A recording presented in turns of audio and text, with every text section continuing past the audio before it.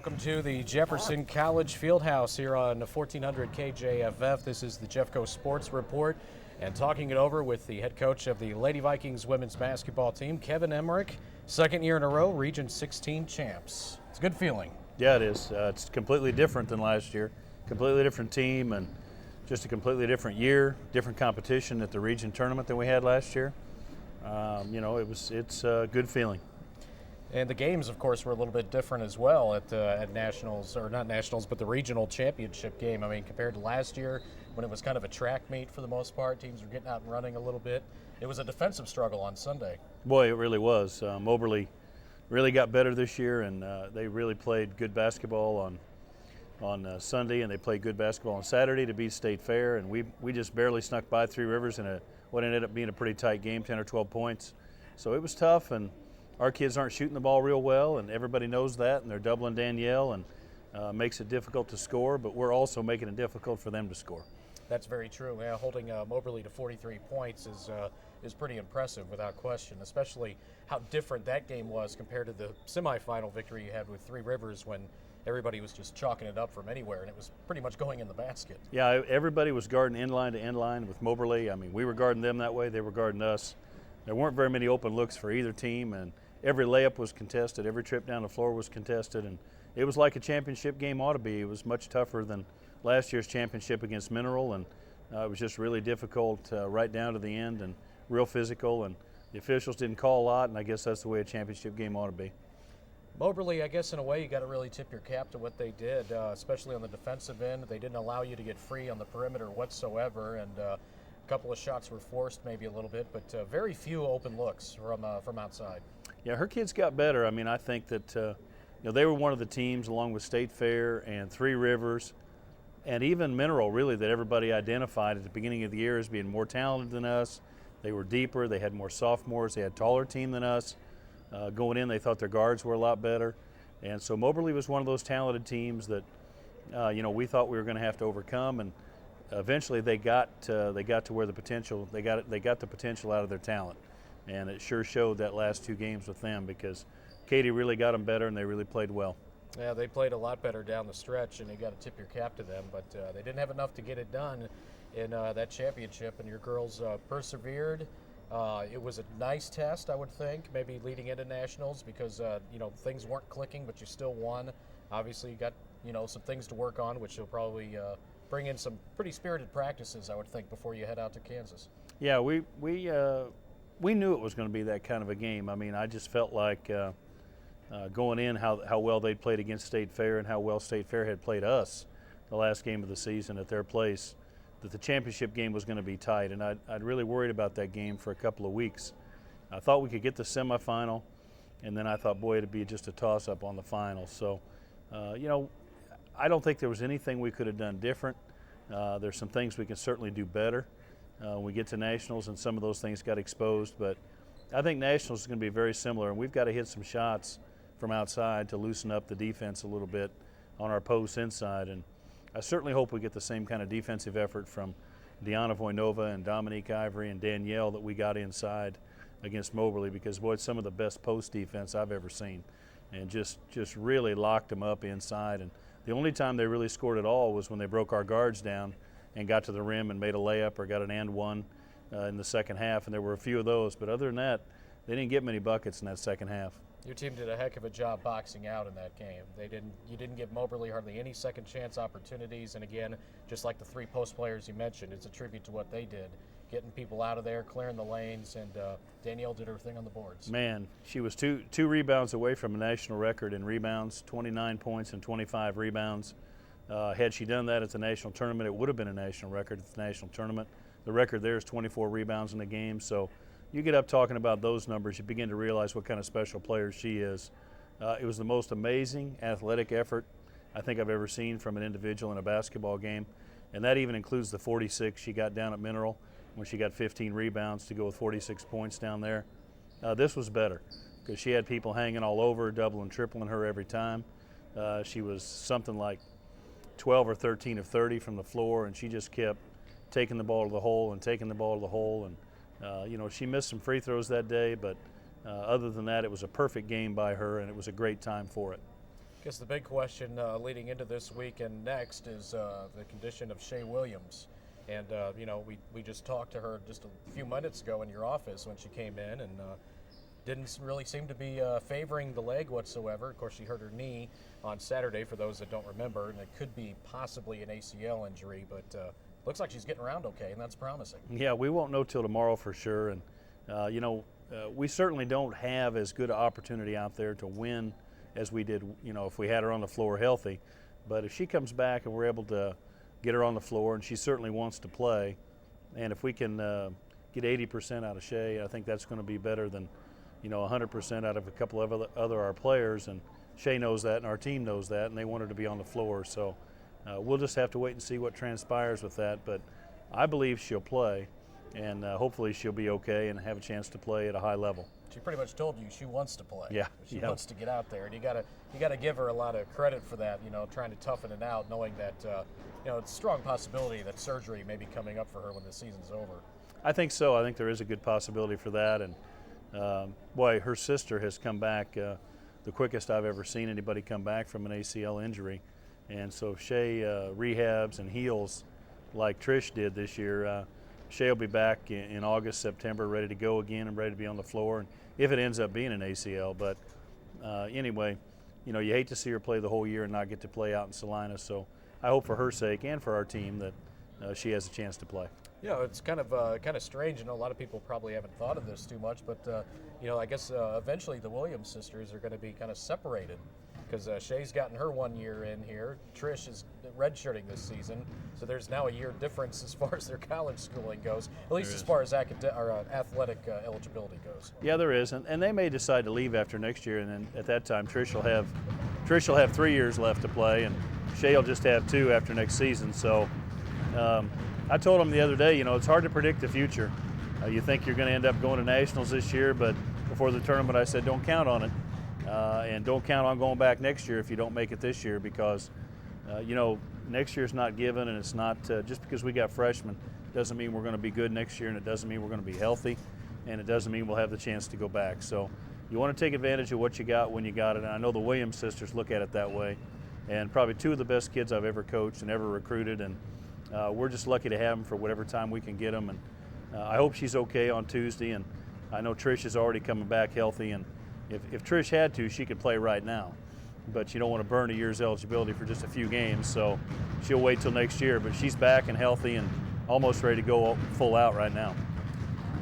Looking at what's ahead at Nationals, obviously with a team filled with freshmen and 1 sophomore, I mean, again, like you said, you want to kind of live in the now, because there's no guarantee you get back next season or whatever. I mean, even going into this year, you probably felt the same thing.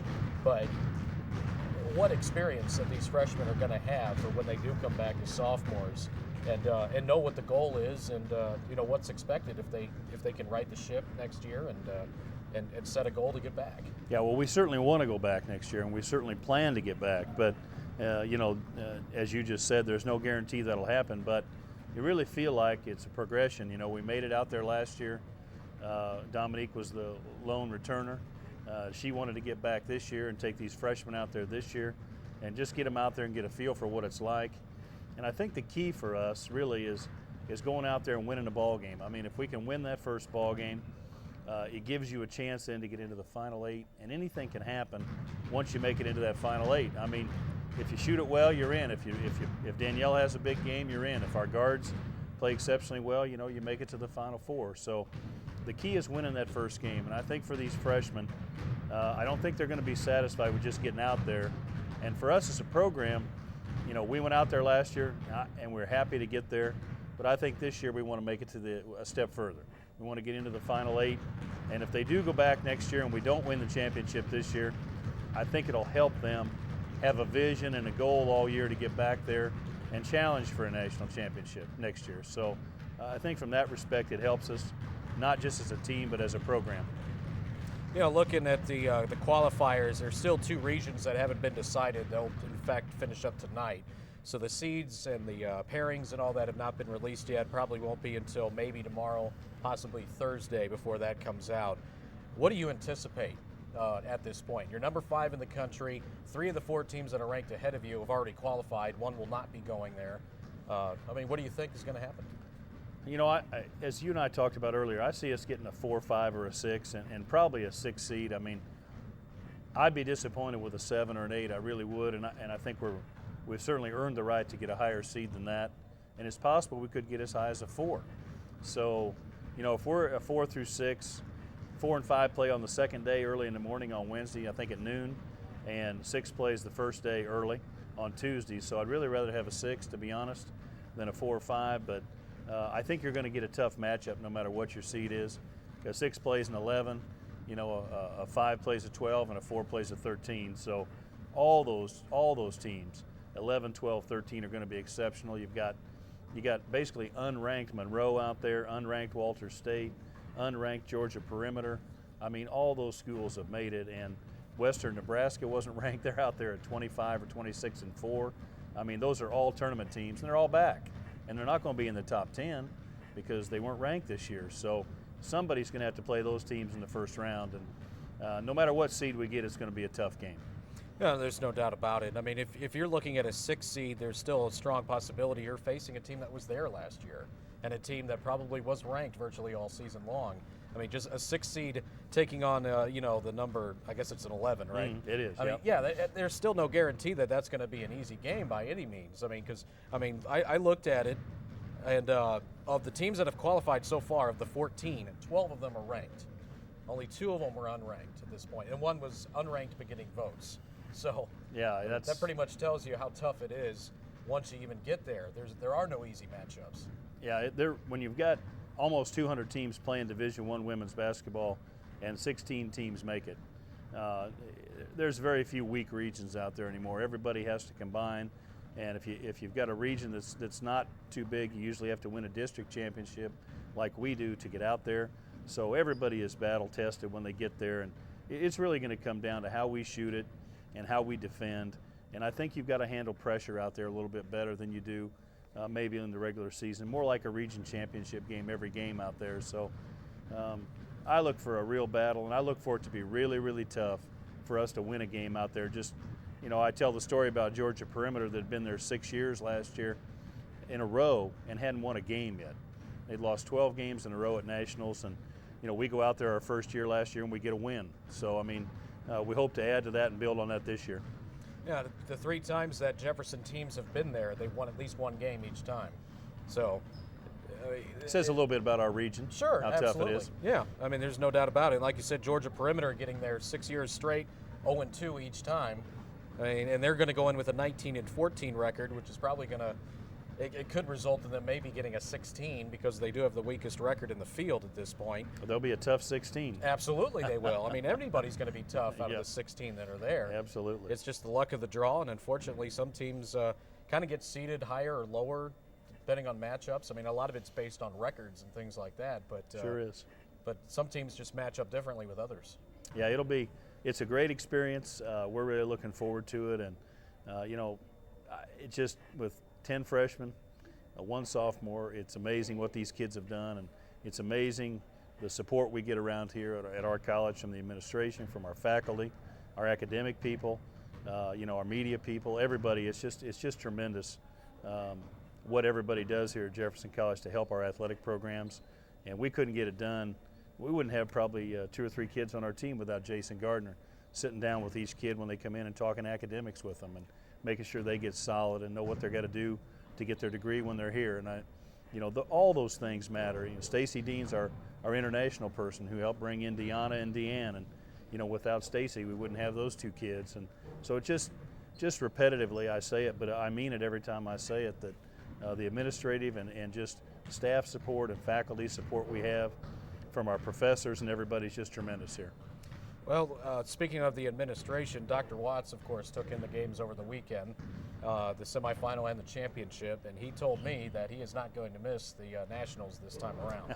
He missed out last year because they had a vacation planned that week that they couldn't back out of, but he said he's not missing it this time. Well, that's great news. I mean, he and Beth are 2 of our biggest fans for all of our sports here at the college, and he's certainly a basketball fan. His son played at a high level at Hillsborough and was a really good player, and so he knows the game real well. And There's not many people I let give me tips about basketball during the game, but I talked to Dr. Watts at halftime, and he's always got something good to say about what we need to do to win the game, and he's a real sophisticated fan about what's going on the floor, and he really understands the game. And if he goes out there, it'll give our kids a lift because he and Beth are very important. And I know Joellen and Bob are going this year, and they didn't get a chance to go last year, and all those things are going to help. And I hope Julia Hampton ends up going out. And got a real close relationship with our administrators and they with athletics, and we try to represent them well every time. Let's look at who's in so far. District A, Region number 1, has Central Arizona, number 1 team in the country, undefeated, 31-0. They will go in as the only unbeaten team in the field.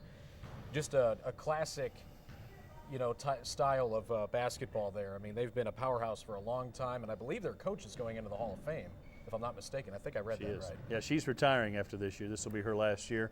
Her successor has already been named, her assistant coach, and so she's going to move up when Lynn retires. And, you play Central Arizona, you're playing a dynasty and a power that's out there almost every year. I mean, they don't hold too many tournaments without Central Arizona, so they've been out there a long time. They won it just a 3 years ago. And so, I mean, they're going to be tough.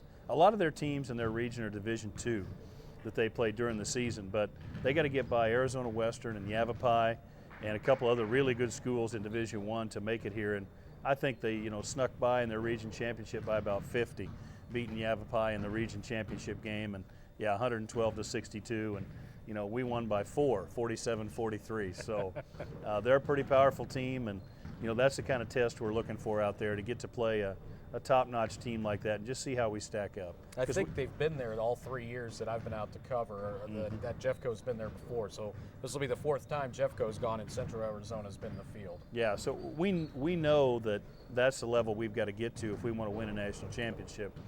And we're definitely trying to win our region every year and be good here because it's a tough region. But there's another level. I think everybody in our region would tell you that there's another level to get to really play in that top 3 or top 4 out there at the national tournament is about like stepping onto the court against Oklahoma or Mizzou and really trying to play against a Division I basketball team with a bunch of freshmen, in Hillsboro. So it's a tough test this year for us, but this is a step on the way, and we're glad to be making it. Arkansas Fort Smith is there. You know them a little bit. Our players know their players real well. They're very good this year. Number 2 in the country actually right now, and they qualified, and they're going in with the same record as you, 31-1. Yeah, they're very good. A couple of the kids off their team played AAU ball with our Kansas City girls. Played for Toya's dad Harold in the Kansas City Keys, and so we know them real well, and they're very, very talented. One's a transfer from Arkansas that transferred there this year as a sophomore and started for Arkansas last year, so that gives you a little bit of an idea what kind of talent they've got. Monroe, New York, another perennial power. They used to compete in Division II, won a couple of titles there, and then their first year in Division I, they won the national championship again. They did. Last year they had an early exit actually from the tournament, lost in the first round, but hung around. In fact, you matched up with them as well. Yeah, we played them the 3rd game out there, and I tell you, I think they were one of the top 2 teams there last year. Yep. And NEO just had a great game against them in the first round and shot lights out from the 3-point line and barely knocked them out, but ended up knocking Monroe out. Monroe got out there, got off the bus, and didn't play a good game the first round, and you don't get a chance to win the championship. But we lost to them. Played them a tough game for about 30 minutes in the 3rd game out there, and then ended up just being too big and too strong for us down the stretch. Midland, Texas is there as well. Any team that comes out of Texas is usually very, very talented and very, very tough. Just like the Jayhawk. That's a tough league in Texas, just like it is in Jayhawk. Walters State out of Tennessee got through. Another pretty talented team. Another college that you hear a lot of for having good athletic programs. Yeah, their men's program's good as well as their women's program, and they knocked out an undefeated team in Southwest Tennessee State is who they knocked out. There'd be another undefeated in there. But, they were, I think, 23-0, 24-0 going into the tournament, and Walters State knocked them out. So they were ranked ahead of us at number 3, actually. They beat Southwest Tennessee 66-64. What a great game. A 2-point loss, and the only loss of the year for Southwest Tennessee, but they're not going. Yeah, what a great, and that's how quick it can end. I mean, you got a great season going, and when you go into that tournament, you're 0-0 going into that tournament. Gulf Coast Community College is the other team ranked in front of you. Yep. In the last poll. They have only lost once this year, and again out of a very good region in Florida. Yeah, they were ranked number 1 in the nation ahead of Central this year until they had one loss. I think they lost to Tallahassee in their league. Just had an off night at one point and came back and pretty much coasted through their region and blew everybody out. And I don't know how they did in the final, but they certainly had comfortable wins all the way through. So they were pretty strong, and Gulf Coast can be tough. They're out there about every other year as well. Yeah, it looks like they kind of rolled through their region, won into the championship by 23. Yeah. So, yeah, in semifinal they won by almost 40. First round they won by about 50. So, yeah, and those teams obviously. are not in weak regions. No. And they're playing against good teams and they're blowing them out. So that tells you the test we got ahead of us out there. Yeah, you're talking Seminole, Central Florida, Miami-Dade, Tallahassee, good teams.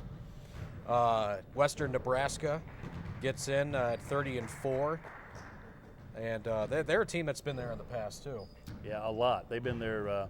One of our best players at Southeast Missouri State, Tatiana Conceso, played for Western Nebraska, was runner-up to National Player of the Year when she was at Western, and they've been real good. They've been a runner-up out there in the final game a couple times, and they're real tough.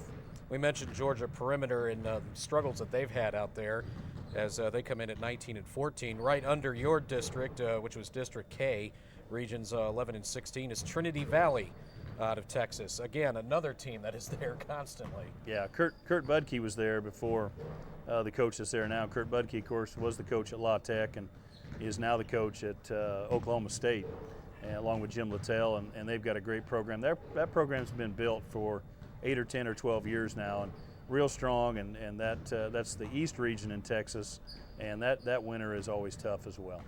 College of Southern Idaho out of Twin Falls is 30-2. They've been a team that's been pretty much in the top 10 all year. Yeah, you can figure CSI and Salt Lake Community College out there are going to vie every year to see who gets the bid, and certainly Salt Lake was out there last year and really was well coached, and Salt Lake Community College was tough, and this year it's College of Southern Idaho, so it'll be the same kind of team. Real well coached, good defense, great shooters, and they're just real well disciplined teams. Shelton State out of Alabama, I think, is another team that was there last year that's going back. Yeah, real good team. Our leading rebounder at SEMO, led the nation in rebounding, was from Shelton State, and real good program, real strong. Again, they've been strong for a number of years. East Central Community College out of Mississippi. That's where Copiah Lincoln came out of last year, and that's who you played in the first round a season ago, but a new representative in this East Central team out of Decatur. Yeah, East Central I haven't seen, but I know that they beat Copiah, and during the year Copiah got ranked a little bit, and then East Central jumped back up, and Copiah dropped off, and if they're better and well coached than Copiah, they're a good team, because Copiah was, Gwynn's got I think 685 wins. The guy we played last year at Copiah, and he's a really legitimate coach. So that Mississippi team will be talented, athletic, and tough. And finally, the other team that has qualified already is a team that you played this year, the only team to hand you a defeat, Southeastern Illinois. Yeah. They are 31-2, and they beat you by 6 points back in late November. Yep, we played them on November 29th, and that was the game that we fouled at the end to try to get back in the game, and we missed some box outs on the free throw line. They kept missing their free throws, and they kept getting the rebounds. We had chances to win that game, and it's not that we just want a shot back at them, because they're a really quality program. We just want a shot at some good teams out there, and we want to play well and represent our college well and represent our region well. And I want these freshmen to get a taste of what it's like to play against the best teams in the country, and man, we're going to get a chance to do it. It's going to be a lot of fun. How do you, focusing on practices leading up, you got them kind of in a shoot-around today. Does it kind of you pick up the intensity the further you go into the week? I think so. That it was a tough weekend. Everybody played a lot of minutes. Danielle played 40 on Sunday, so did Toya. Our guards had to split time, Danae and Mel at the other guard, and Cherokee played a lot of minutes. Deanna played just a ton of minutes, probably the whole second half almost. Dominique played a lot of minutes, so we gave them yesterday off, of course. And today we're going to do some shooting, and they've had a chance to lift here the last couple days on their own, so we'll come back at it tomorrow, get them in the pool tomorrow, and so they stay off their legs a little bit for conditioning, and then work on some defensive rotation and keep that sharp, and Then we're going to really start working on being a little more disciplined. There's some counters we can put into our offense. Not going to change anything, but we're going to try to tweak a couple things that teams have started adjusting to certain things we do. So we're going to change certain things and try to tweak it a little bit. And you've got to be able to handle screens and stuff out there on defense. And you've got to be able to set screens on offense to get people open, because the defensive pressure is just tremendous out there. Of course, the big question also is, 31-1 going to nationals with one sophomore and I guess 11 freshmen. Going back in time, this is pretty incredible to try to envision something like this happening. Yeah, it really is. And Danielle gets a lot of credit for our success, but because she's one of those great freshmen. But it's a team effort this year. You can't do it without. It's kind of an interesting thing because, Danielle probably doesn't really get enough credit, and on the other hand, some nights she gets too much. So it's a team effort every night out, and Danielle's almost in the position of a coach, really. A lot of times coaches get too much credit for the wins and too much credit when we lose, and too much blame when we lose. So Danielle's kind of that way. She's kind of asked to carry the team every night and go out and put up 29 and 25 in the championship game and 31 and 14 in the semifinal. But what that doesn't tell you is how much good team defense there was out there, how many passes there were and handling pressure to get her the ball up the floor, and how many other kids boxed out so she could get those rebounds and be in position to just kind of dominate the boards inside. Which you mentioned earlier, the box outs from our team was, for Danielle getting those rebounds, there's got to be 4 other kids boxing out. There's going to be somebody there stepping in front of her to get it. So it's a real team effort, and there's some games this year we couldn't have won without Big D, but there's a lot of games this year that other kids stepped up, and every night they play as a team, and I'm real proud of what they've done. Well, you've been there before now to nationals. You've probably been there before that, as a matter of fact, as an assistant with some of the other places you've been. But you know what to expect now going out to Salina, how it's run, what the atmosphere is like, what the arena is like, the locker rooms, etc. Your coaching staff all knows that now as well, and of course you have one of your players that knows all about it in Dominique. Mm-hmm. Probably is going to be a big help now that you guys have been there and seen everything that goes on during the tournament. I think so. I think we have to convey that to our freshmen early and really go through what some of the stuff's going to be like, and Dominique can help with that. Now, Juanica was out there twice as a player, and I've been out there recruiting every year for the 4-year schools that I worked at, just watching the tournament. So it was definitely different last year participating. It was a lot of fun. There were some things that you don't anticipate. You went with us, and the practice facility we had the first day wasn't very good, and so we want to make sure we avoid that this year and get into a good practice facility, because I think one of the keys is having a good practice on Monday morning out there before, of course, you get in the gym Monday afternoon for a half an hour and you get to shoot in the big gym. But the real practice on that day is the practice you get when you get to get an hour and a half or so on a regular floor and work on some things and keep the kids in your routine. So we want to make sure, and this year we'll know to ask what gym we're getting into. We'll know the gyms a little bit better. We'll make sure we get into a good facility for practice, and just little things like that make a difference. I think your eating schedule, the hotel schedule, things like that, I think we'll do a little bit better than we did last year. And of course, the bus ride is no big deal. Heading out there, I guess you'll leave Sunday morning for the most part to head out there. We will. We left at 9 last year. We're going to leave at 8 this year and give ourselves a little bit more time. Get out there a little bit earlier. We'll stop in Kansas City again, practice in Kansas City, and we'll find a facility there and probably stop at one of the parents' house maybe, or someplace in KC and eat. And on the way out, and there's certainly a group of boosters in Kansas City that's going to want to see us, I know, on Sunday on the way out, and then we'll drive on out to Salina, get there Sunday night. Monday morning we talked about the practice. Monday afternoon you get in the gym to shoot, into the Bicentennial Event Center to shoot. Monday night's the banquet, and then Tuesday, they kind of get going with things. So you don't have a lot of time to sit around once you get out there, but that's probably good. With so many kids from Kansas City that's on the roster, obviously there's going to be a lot of parents, probably more parents and family members that'll be out there this time around, as opposed to last year when you had kids virtually from all over. Yeah, we really will have a lot of, I know we'll have a lot of support. I think it's about maybe 3 hours from Kansas City to Salina at the most, so there's going to be a bunch of people there, and I think the deeper you go into the tournament this year, the more people we'll have come out. I think if we win that first game, there's going to be a lot of people come around for that Thursday game. And then you get a little support behind you and get some people in the stands, and you shoot the ball well enough, anything can happen. That's very true.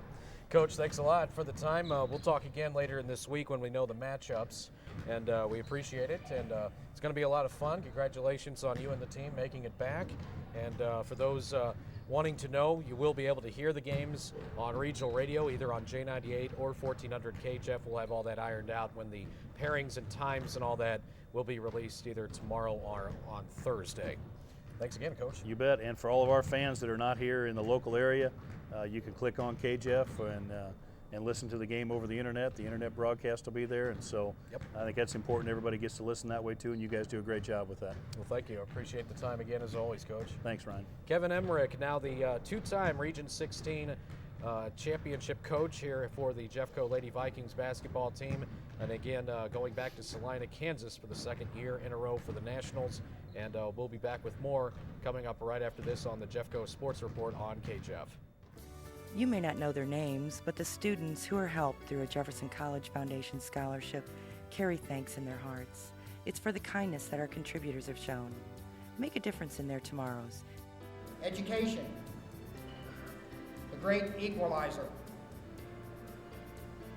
It doesn't just mean you get more knowledge, it means you improve your quality of life.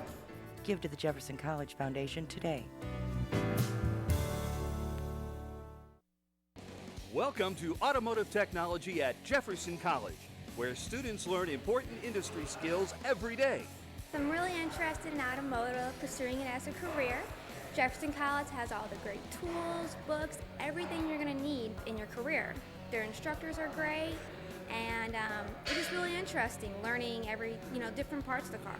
Jefferson College offers outstanding instructors teaching in state-of-the-art classrooms. The automotive shop area has the latest in precision tools. I believe one of the strongest parts of our program for Jefferson College students is we do not let the student leave until they understand the processes involved. We work with the students one-on-one until they are comfortable enough in the knowledge they have and the skill level that they have that they can perform at industry level. Instruction includes brake jobs, machining drum and rotor, tune-ups, engine repair, cylinder head work, wheel alignment, and electrical work. I was very impressed with the professors here. I talked to both of them. They were very awesome. I like the fact that the campus is very close to home and it's affordable. And the employers that I talked to were very impressed with Jefferson College students. Jefferson College graduates get jobs in their field. The Automotive Technology Department has a 95% success ratio with graduates working at many companies throughout the area. What the employer was looking for was people with fresh minds that know the new technology and all those things I learned here at Jefferson College. Discover your future with automotive technology at Jefferson College. And we are back at the Jefferson College Fieldhouse on 1400 KJFF. Happy to be joined by Tony Cook, head coach of the women's softball program. And after all the cancellations and all the Februarys that didn't go through, finally, you got your first games of the year. You got them done yesterday, as a matter of fact, splitting down in Poplar Bluff. We did. We went down there and faced old Jack Childers in Three Rivers, and as always, it was a tough battle. And we split with them. For this early in the season, we'll take that right now. The girls played good defensively yesterday. Bats were not where we thought we would be. We thought we'd be a little better hitting-wise, and it just wasn't as good as we thought. But hey, we'll take that split though. 4-1, you dropped the first game. Anything in particular that happened in that one? Just you had some opportunities, couldn't score, or how did it all play out? Well, we jumped out on them at first. We got, first inning we got a run across the board, and we were sitting pretty good after 3 innings. We were up 1-0, and it was going pretty good. And then Andy kind of got in a little trouble in the 4th inning. Our pitch count started getting a little high, and so a couple base knocks here and there, and one error. We just had one error in that one game, and it ended up costing us 3 runs that inning, and so we got down 3-1. Had our opportunities though. We, in the 5th and 6th inning, we had some runners on scoring position. Had 2nd and 3rd with one out, and couldn't take advantage of that, and so ended up losing that game. We brought in Natalie in that game later on, and she ended up giving a solo home run, which made the score 4-1. But overall, the first game for the first time out in about 13, 14 weeks, on the field, we'll take it. Defensive, like I said, we were really good, and we've seen what we need to work on and improve on, so we'll take it after that first game. So Angie Fitzwater got the start on the mound and went, about 5 or 6 innings? She went 4 2/3, and then we brought in Natalie in, and she finished it out, and that's the way game 1 went. And then we come back in game 2 and started Jen Walter, and Jen pitched like we thought she could do. She had a little ailment going earlier in the week, so we didn't start her as that first game. We waited the second one, and she shut them completely out. They had 2 hits, and they never did have a girl in scoring position that game. And we put 6 runs on the board on them, and we had some bats going that game. And so we got out and stayed on top of them and finished off with a 6-0 victory. So Walter was pretty much overpowering in that one? She was. She didn't have a lot of Ks. She only had, I think, 5 or 6 Ks in that game. But, they didn't hit too many balls out of the infield. Everything was ground balls on the infield, a lot of dink balls. And so, they never really hit her hard at all. And she looked really sharp. And she went the whole 7 innings. And, her pitch count was under 70 pitches for that 7 innings. So that kind of tells you how good a command she was in getting ahead of the hitters. Obviously, she wasn't walking too many people either. She didn't have a walk in that entire Wow. game. So she had great command, and obviously that's very promising. It is, and that kind of sets a tone for us coming into this weekend's tournament down in Alabama. We're kind of wondering where we sat, and I think the pitching overall was pretty good, especially when Three Rivers already had 4 games under their belt. They'd been on their field quite a bit, and so they were 4-0, and for us to go out there for the first time and get the jitters out and get away from there with a 1-1 and to head down south, I think we're in a good spot, and we feel good about where we're at. Well, winning 6-0 that second game, how did the bats look in that one? A little bit better? They did. We were more consistent with some hits, still lacking that power that we think we got. I thought we'd hit some more power shots, the doubles and the home runs, and we didn't quite get that like we thought we would. It was more of a finesse kind of team, actually. We were bunt, base knock here, steal a base. We had a lot of stolen bases in that second game because, that's where our forte is going to be this year. Is when we get, some of our girls on base, it's going to be that we're going to steal those bases with our speed, and they got to get on base to do that though. And we did that the second game, and we took advantage of it. So 1-1 so far in the young season after you had your Jeffco Classic canceled. Prior to that, the Evangel tournament was again canceled. So this was your first opportunity to get out there. And the worst of it is you haven't even really been able to get out on your field either because that's been too wet as well. It has, and we were just looking at today, and it's still pretty soft and spongy, and we've got some turfers coming in, some field conditioning. We're going to work on that tomorrow and get the tarp on it while we're gone this weekend, and hopefully the rain's not too severe, and we'll come back after this weekend and prepare for many games next week. Well, the good news is you're not going to be playing at all here the rest of the week, which helps. It gives it a chance to dry out a little bit, and hopefully the sun will continue to hit it. With being a new field like it is, we're still developing that field. We still got to put a lot of conditioning into it and some sand, and we just haven't got the right soil mixture yet to where we can withstand some water like some of these other schools. They don't understand how come we haven't been on our field yet so much. Everybody else has been playing, and our field's still pretty new. It sets in kind of a little bit of a hole, and so we get a lot of drainage in it. And the school's been really good, the maintenance department, about working with things. And I think we're after this year we're going to be in pretty good shape with it. And the more we work with it and get some more materials on the field, we're going to it's coming around real good though. Let's talk about this weekend. You're traveling to Alabama. I think for you the tournament starts Friday and continues to Saturday, possibly Sunday, I guess, if you get to the championship round. I guess the travel time will be Thursday. I guess you're going to head out. Is that when you're going? We're leaving 7 a.m. Thursday morning. It's about a 9-hour bus ride. We're going to Coleman, Alabama, down there by Wallace State.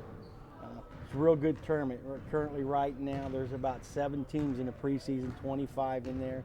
And so the competition's really good for us. And so, we're facing 2 tough teams in that.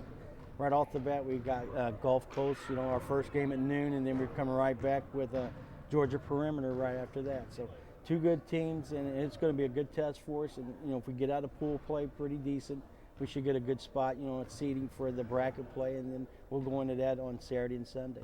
Saturday, you got your last pool game on Saturday, is that right? Yes, Saturday morning we have our last pool game that morning, and then we jump right into bracket play that afternoon. Who's the third team you're going to play? It's Hiawassee. And so, where are they out of? Well, we don't know much about them. I think they're from Mississippi is where they're actually at. And so don't know a whole lot about about their team.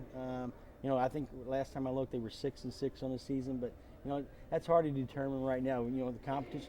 I know they've been playing a lot of teams down south. All the Arizonas and the Florida teams. So they've probably been playing some pretty good competition. So you can't really go by the records right now at this point. Well, that's the one bonus that teams in the South always have when it comes to spring sports, whether it's softball or baseball, in some cases track.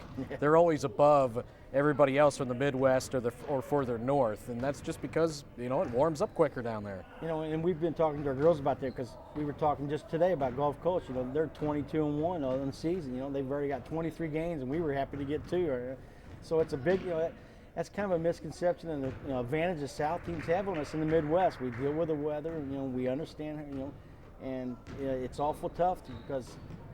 They play so many more games by the time we go down that way for us to get an opportunity to play. So, it's just something we have to deal with each year and in and out, and we'll have to make the best of it. What do you really want to get out of this tournament? I'm sure you have goals set, obviously. But there are probably certain things that you really want to try to gain from the experience they're going to have this weekend.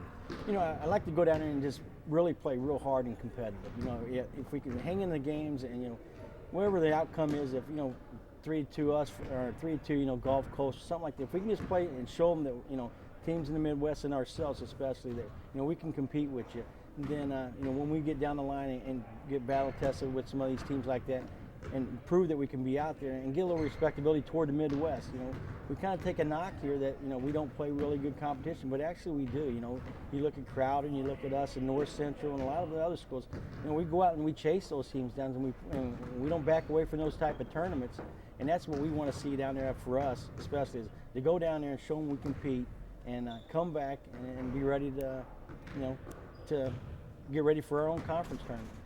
What do you have on the agenda once you get back from Alabama? Because now you're getting to the point in your schedule where you're going to have a lot of things back to back. It's just kind of scheduled that way, not because of rainouts or anything like that, but it's not going to be unusual for you to have 2 or 3 days in a row where you're playing double headers. We're going to get back late Sunday night, early Monday morning. We're going to go right after that Monday evening. We got to get the field ready, and we travel on Wednesday to Forest Park. We jump in there and play Forest Park Wednesday, second conference game of the year.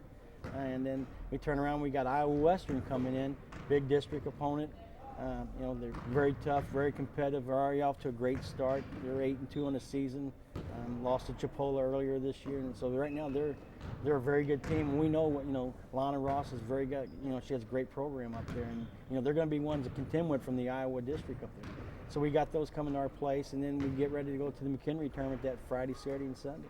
Hopefully the weather will continue to cooperate and you'll get several games in over the next week and a half or so. We need to, and that's the biggest thing for us. We just need to play.